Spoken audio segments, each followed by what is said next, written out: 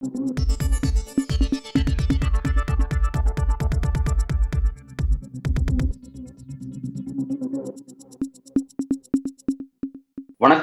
இன்றைக்கு நம்முடன் அரசியல் பேசுவதற்காக மூத்த பத்திரிகையாளர் திரு தரசு ஷியாம் அவர்கள் இணைந்திருக்கிறார்.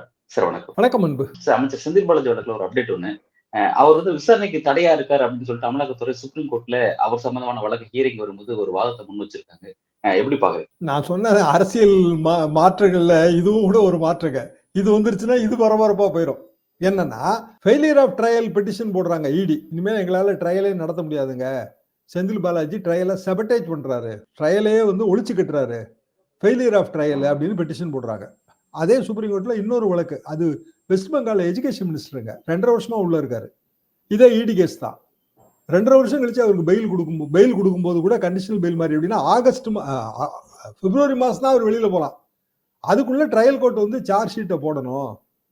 ஏற்கனவே வந்து ஒரு நிபந்தனை இருக்கு. என்ன நிபந்தனைன்னா, அவர் எம்எல்ஏவா தான் தொடரலாமே தவிர மந்திரியா ஆக்க முடியாது, எந்த பப்ளிக் போஸ்டிங்கும் அவருக்கு கொடுக்க முடியாது அப்படின்னு சொல்றது. நேற்று சுப்ரீம் கோர்ட் சொல்லுது. 2 வழக்கும் தொடர்பு இருக்கு. அதாவது எம்எல்ஏவா தொடரலாம், ஏன்னா அது தகுதி இழப்பு அதுல வருது. தகுதி இழப்புங்கிறது 2. ஒன்னு வந்து ஃபார் பீயிங் ஏ மெம்பர், இன்னொன்னு for being chosen as a member. அதாவது மெம்பரா தொடர்றதுக்கு, எம்பியாவோ எம்எல்ஏவோ தொடர்றதுக்கு என்னென்ன தகுதி இழப்புகள் அது இருந்தா தான் மெம்பரா இருக்கிற ஒருத்தர் மெம்பர் இல்லைன்னு நம்ம சொல்ல முடியும். இப்போ ராகுல் காந்தி மெம்பர் இல்லைன்னு சொன்ன மாதிரி, எம்பி இல்லைன்னு சொன்ன மாதிரி, மெம்பரா தேர்ந்தெடுக்கப்படுவதற்கு நிறைய தகுதி இழப்பு இருக்கு. அதெல்லாம் தேர்தலுக்கு முந்தைய விஷயம். அப்போ செந்தில் பாலாஜியோட எம்எல்ஏ பதவியை பறிக்க முடியாது, ஆனா மந்திரி பதவியே அது சிக்கல். நான் ஆரம்பத்துல இருந்து அதை சொல்லிட்டு தான் இருக்கேன். சுப்ரீம் கோர்ட்டோட ஏதோ ஒரு ரூலிங்க்கு நம்ம வெயிட் பண்ணணும். இப்ப என்ன சொல்றாங்க சுப்ரீம் கோர்ட்டு, இந்த வெஸ்ட் பெங்கால் எஜுகேஷன் மினிஸ்டர் மேட்டர்ல பெயில் உங்களுக்கு கொடுக்குறேன். என்ன காரணம்? ரைட் டு ஸ்பீடி ட்ரையல், துரித விசாரணைக்கு உரிமை இருக்கு எல்லாருக்கும். 2.5 வருஷமா உள்ள இருக்கு. அப்ப எப்ப விசாரணை நடத்தி முடிப்பீங்க? பெயில் கொடுத்தாச்சு. ஆனா அந்த பெயில் வந்து பிப்ரவரி மாசம், இன்னைக்கு பெயில் கொடுத்துட்டுங்க, பிப்ரவரி மாசம் தான் நீங்க வெளியில போக முடியும். நடப்பு டிசம்பர், பிப்ரவரி மாசம் தான் வெளியில போக முடியும். என்ன காரணம்? என்ன காரணம்னா, ட்ரையல் கோர்ட் வந்து சார்ஜ் ஷீட்டை வந்து க்ளோஸ் பண்ணணும். சார்ஜ் ஷீட் கம்ப்ளீட்டா முடிச்சு முக்கியமான விட்னஸ் எல்லாம் ஸ்டேட்மெண்ட் ரெக்கார்டு பண்ணிடணும் அப்படின்னு சொல்லுது. முக்கியமான சாட்சிகள்ட்ட எல்லாம் ஸ்டேட்மெண்ட் ரெக்கார்ட் பண்ணணும். அதுக்கு நான் டைம் கொடுக்குறேன். அதுல ஆட்சேபனை இருந்தா நீங்க பெட்டிஷன் வாங்க. அது வரைக்கும் எம்எல்ஏவா இருக்கலாமே தவிர வேற பப்ளிக் போஸ்டிங் தர முடியாது. அப்ப இது வந்து செந்தில் பாலாஜிக்கு பொருந்துங்களா?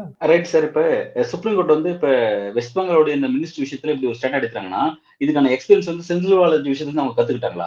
இங்க அந்த பிரச்சனை வருது, அதனால இங்க வந்துடக்கூடாதுன்ற இடத்துக்கு நகர்ந்துட்டாங்களா? அதாவது சுப்ரீம் கோர்ட் சுப்ரீம்ங்க, அது வந்து எப்படினாலும் அவங்களுக்கு பேசுறதுக்கான அதிகாரம் இருக்கு. எப்படி வேணாலும் தீர்ப்பு வழங்கலாம். ஹைகோர்ட்டே அடிக்கடி சொல்லும், சுப்ரீம் கோர்ட் மாதிரியே நாங்க செயல்பட முடியாது. சென்னை ஹைகோர்ட்டே சொல்லியிருக்கு. அது சுப்ரீம், அது வேற. இப்ப செந்தில் பாலாஜி மேட்டர் இடி நாளைக்கு இந்த வாய்தா போட்டு வச்சிருக்கு. இடி வந்து ஆர்கியூ பண்ணுவாங்க. இடி சார்பாக வந்து மூத்த வழக்கறிஞர்கள் ஆர்கியூ பண்ணும்போது ஃபெயிலியர் ஆஃப் ட்ரையலே வந்து நடத்த முடியாது எங்களாலன்னா, இந்த வழக்குல வெஸ்ட் பெங்கால் வழக்குல என்ன சொல்லியிருக்காங்களோ அதையே எடுத்து ஒரு 3 மாசத்துக்குள்ள வந்து சார்ஜ் ஷீட்டை போட்டு முக்கிய சாட்சிகள்ட்ட எல்லாம் விசாரணை ரெக்கார்ட் பண்ணி முடிக்கணும். அது வரைக்கும் பப்ளிக் போஸ்டிங்ல இருக்கக்கூடாது அப்படின்னு முடிவு எடுக்கலாம். பப்ளிக் போஸ்டிங்ல இருந்த ஜெயலலிதாவுக்கு அப்படியான முடிவு எடுக்கப்பட்டு தான் பேராசிரியர் அன்பழகன் பெட்டிஷன்ல முடிவு எடுக்கப்பட்டு தான் நம்ம ஓ பன்னீர்செல்வம் அவர்களே தமிழ்நாட்டு அரசியலுக்கு வந்தாரு. அப்போ வந்து ஜேடியில நானும் சுதாகனும் இது பண்றோம், பேட்டி நிகழ்ச்சி பண்றோம். திடீர்னு பார்த்தா இவர் வந்து நிக்கிறாரு. ஓ பன்னீர்செல்வம் தான் அடுத்த முதலமைச்சர்னாங்க. ஆத்தாடி இவர் யாருன்னே தெரியலங்களா என்ன? இந்த பாருங்க அவர் போட்டோன்னு ஒரு பாஸ்போர்ட் சைஸ் போட்டோ காமிச்சாங்க. இதான் பழைய வரலாறு. எதுக்கு சொல்றேன்னா, சுப்ரீம் கோர்ட் இஸ் சுப்ரீம். எப்படி வேணாலும் முடிவு எடுப்பாங்க. செந்தில் பாலாஜிக்கு அதுல ஆபத்து இருக்கு. அது வந்து இப்ப பெரிய அளவுக்கு டிசம்பர் மாச கடைசியில், ஏன்னா டிசம்பர் வெக்கேஷன் அதுல மென்ஷன் பண்ணியிருக்காங்க. ஸோ டிசம்பர் வெக்கேஷன் வந்துடும். ஜனவரி மாசம் இது பெரிய அளவுக்கு மேட்டரா வந்துச்சுன்னா இந்த ஆதவ் விஜய் எல்லாம் எங்கேயோ பின்னாடி போயிருவாங்க. அப்படின்னா வந்து செந்தில் பாலாஜி விஷயம் வந்து ஒரு சீரியஸா நகர போகுது அப்படின்னு நீங்க பாக்குறீங்க? ஜனவரி மாசம் தாங்க நம்ம சொல்ல முடியும். ஏன்னா இப்ப அடுத்த கட்டமா வந்து நமக்கு வெக்கேஷன் வந்துருது. அதனால ஃபர்தரா மூவ் ஆகாது எதுவுமே.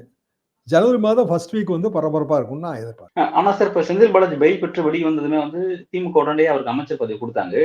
அந்த நடவடிக்கை திமுக அவசரப்பட்டுருச்சு. இந்த இந்த நடவடிக்கை ஸ்டாலின் இறங்கி இருக்க கூடாதுன்னு சொல்லிட்டு விமர்சனம் முன்வைக்கப்பட்டுச்சு. ஆனா திமுக அதுல ரொம்ப தெளிவா தான் வந்து அவங்களோட விஷயத்த மூவ் பண்ணாங்க அப்படிங்கிற பார்த்தோம். எல்லா விமர்சனத்தையும் கடந்து தான் அந்த விஷயத்த செஞ்சாங்க. உதயநிதி துணை முதல்வர், செந்தில் பாலாஜி அமைச்சர் அப்படிங்கிறது எல்லாமே ஒரே காலகட்டத்தில் நடக்கக்கூடிய ஒரு முக்கியமான ஈவெண்டா மாறுது.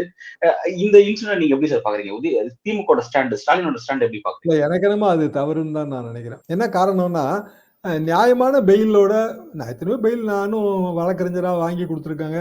எத்தனையோ பெயில் பெட்டிஷன்ல எனக்கு பெயில் கிடைக்காமலும் போயிருக்கேன். பொதுவான என்னன்னா நம்ம வந்து ட்ரையலை பாதிக்கக்கூடிய விஷயங்களில் ஈடுபடக்கூடாதுங்கிறது தான். அப்போ ஈடுபடுவதாக அப்ரிஹென்ஷனை கிரியேட் பண்ணுவாங்க. அதாவது இவர் மினிஸ்டரா இருக்காருங்க, எப்படிங்க இவருக்கு எதிராக வந்து சாட்சி சொல்லுவான், பயப்பட மாட்டானா சாட்சி அப்படிங்கிற ஒரு அப்ரிஹென்ஷன், அச்சம், அதை கிரியேட் இந்த பண்ணதான் வழக்குலயும் அததான் சொல்றாங்க. இப்பவும் அததான் சொல்றாங்க. அப்படிதான் வருங்க, அப்படிதான் வரும், ஆ. அப்படிதான் வரும். அதிமுக அவசரப்பட்டிருக்குன்னு தான் நான் நினைக்கிறேன். சார், இப்ப அந்த விசாரணைக்கு அற்ப காரணங்கள செந்தில் பாலாஜி முன்வைக்கிறாரு. உப்பு சப்பு இல்லாத காரணத்துல முன்வைக்கிறாருன்னு சொல்லி ஈடி ஒரு வாதத்தை வைக்கிறாங்க. உண்மையிலேயே அந்த வாதம் அப்படிதான் இருக்கா? அல்லது அதுக்கு நியாயமான விஷயத்த செந்தில் பாலாஜி கற்பிக்கிறார்? நீங்க அந்த விசாரணை அது அந்த நம்ம ஆர்குமெண்ட் ஈடியோட எப்படி சார்? ஆர்குமெண்ட்ல தான் புரிஞ்சுக்க முடியும். என்னன்னா இவங்க போட்டிருக்கிறது ஃபெயிலியர் ஆஃப் ட்ரையல் பெட்டிஷன் தான். ட்ரையல் நடத்த முடியாதுங்கிற பெட்டிஷன் தான். அதுக்கு அஃபிடவிட் போட சொல்லியிருக்கு சுப்ரீம் கோர்ட். அஃபிடவிட்ல தான் அவங்களோட உண்மையான பல டேட்டுகள்லாம் அவங்க கொடுக்கணும்ல. வெறுமனே அப்ரிஹென்ஷன் மட்டும் சுப்ரீம் கோர்ட் எடுத்துக்காது. ஈடிக்கும், அதாவது அப்ரிஹென்ஷன் எல்லாத்துக்கும் பொதுவானது தான். உங்களுக்கும் ஒரு அச்சம் இருக்கலாம், ஈடிக்கும் ஒரு அச்சம் இருக்கலாம். அச்சம் மட்டுமே வந்து ஒரு ஆர்டருக்கு காரணமா மாறாது. ஸோ அடுத்தாப்புல நம்ம வெயிட் பண்ண வேண்டியது அந்த அஃபிடவிட்டுக்கு தான். சார், இப்ப இந்த சப்ஜெக்ட பத்தி திமுக விவாதம் பண்ணும்போது அவங்க என்ன சொல்றாங்கன்னா, இது முழுக்க முழுக்க பழிவாங்கும் நடவடிக்கை தான் அப்படிங்கிறத ஆரம்பத்துல இருந்து சொல்லிட்டு இருக்காங்க. இப்ப வரையும் அந்த ஸ்டாண்ட மாத்திக்க மாட்டேங்கிறாங்க. நீங்க வந்து அது உண்மையிலேயே அது எப்படி சார் பாக்குறீங்க? அது அரசியல் ஸ்டாண்டு தானேங்க. அதுல நம்ம சொல்றதுக்கு என்ன இருக்கு?